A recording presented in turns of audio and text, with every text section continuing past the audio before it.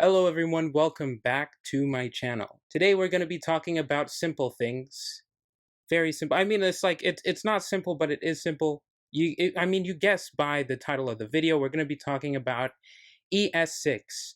What is it, right? If you use JavaScript and maybe you're a front-end developer or you're looking for front-end developer jobs, you might see a lot of job listings that say, they'll tell you must be familiar with ES6. But essentially, ES6 is a standard, ECMAScript 2015. If you see that also, they're both the same thing. ES6 is ECMAScript 2015. It's literally just a standard that languages can follow, specifically JavaScript. With these additions added to the language, you can do more stuff that you couldn't do in the past. I definitely could have explained this better, but I'm going to jump into the code to give you a real-life example of what I'm actually talking about. Alright, so now I'm recording. My screen just started, and okay, so essentially, before we could write functions like this, hello world, and this would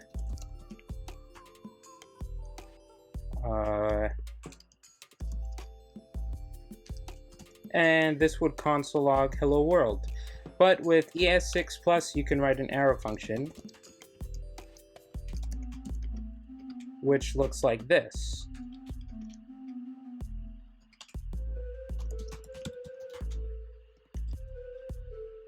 Hello world.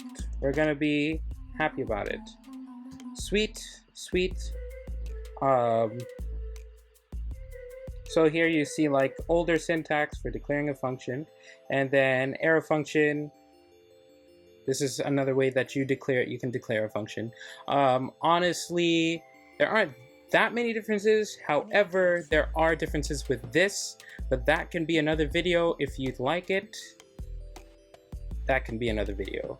Another thing is, like, let's say if we were just returning the string hello world.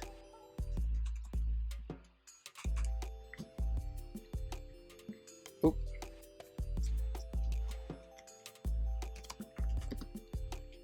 So that we can use this function later. A cool thing about the arrow functions is that if you have a one-liner, you can do an implicit return, which is pretty cool, right? So this will return hello world when called, and then this will return hello world when called. Okay, so that is one bit of ES6 for you. Another cool trick is destructuring. So like, let's say if you have an object, it has a name, has a breed, has an age, right? So now we have a dog. Then we can do const name, breed, age equals dog, because we're destructuring the object and assigning the corresponding values to a variable named name. So then we could, I guess, like, we can just print the name if we wanted to.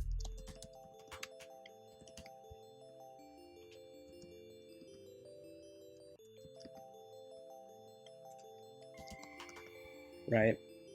Any ideas? Just gonna do this to make it. There we go. Cool. And then another thing we have is the spread operator, which will unpack an array or an object. So let's say if you wanted to, let's say you have an array.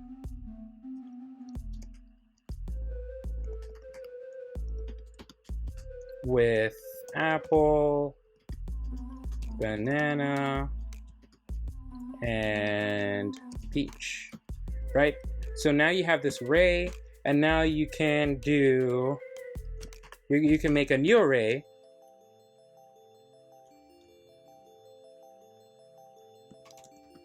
Right, that has all of the fruits, and you can also add rice, and you can add pizza. Why not?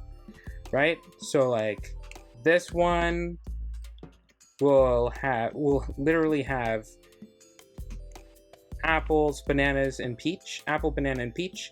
This one will have apple, banana, peach, rice, and pizza.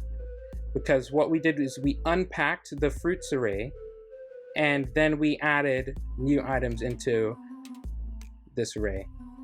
And now it has all of these on the same level.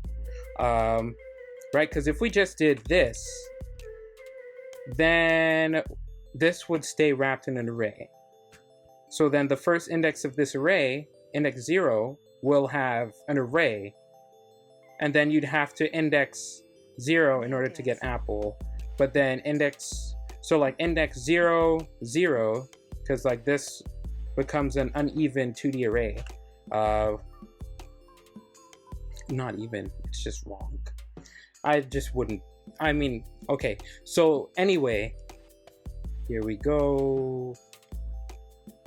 Essentially, this would just look, but yeah, essentially we don't want that. We just want a new array with the old values and the new values that we've included. Cool. So that is the spread operator. Yeah, fruits. Spread operator can also happen to, you can also use this to unpack objects. And a cool thing with this, if you're unpacking an object, right? Because you see we have this dog. If we have new dog is equal to dog, what this is going to give us is, right, it's going to give us the same key value pairs.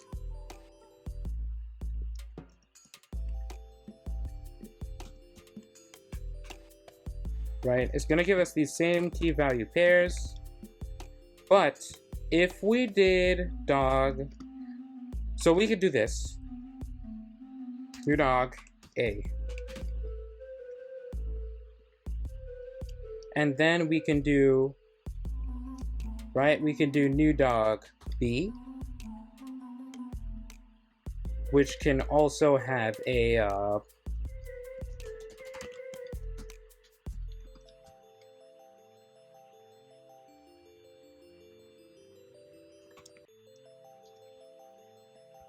right?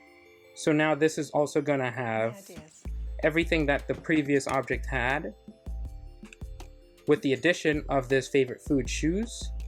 And then we can have, you can unpack this, but then if you use a value that is in the previous object that you're trying to spread, then what it'll do is overwrite that object or overwrite that variable name. So like if we did name colon skip or skip with 2 P's. I think skip with 2 P's is edgy. So if we have name equals skip, then this will just, it'll say like, oh, well, this object already had something called name, a key called name. So I'm going to update name instead of adding something like we did with favorite food. All right, another thing, the last thing I'm going to show you because I want this video to be short is mass assignment. Assigning, okay, so look, you can make like const name, or okay, wait, let me give, okay, x, y, z equal 1, 2, 3, right? And what this will do is it'll make a const name x, and that will and the value of this variable x is 1, and y is 2, and 3, oops, and z is 3. So like this is like another shorthand. I might be off with the naming, but it is indeed an naming. But hopefully you were able to kind of get the idea of what these are doing. This one,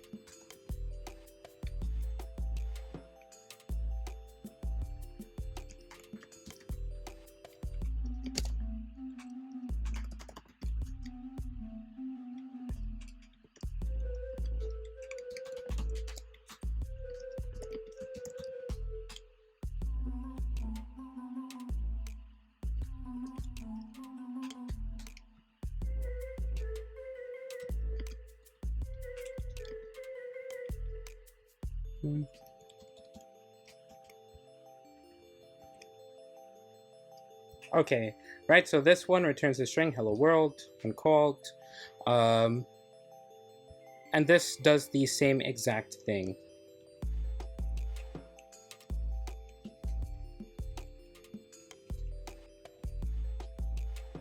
Right, so now instead this is just hello world 1. Returns a string hello world when called, and oops, actually that's a bit different there. Okay, so yeah, there you have it. This is really quick. These are like the small parts of ES6 and beyond. If you want more deep dives, in fact, I will link down below I'm just going to put down a few resources that you can look at in the description of this video, and I hope you liked it. Thank you for viewing. See ya.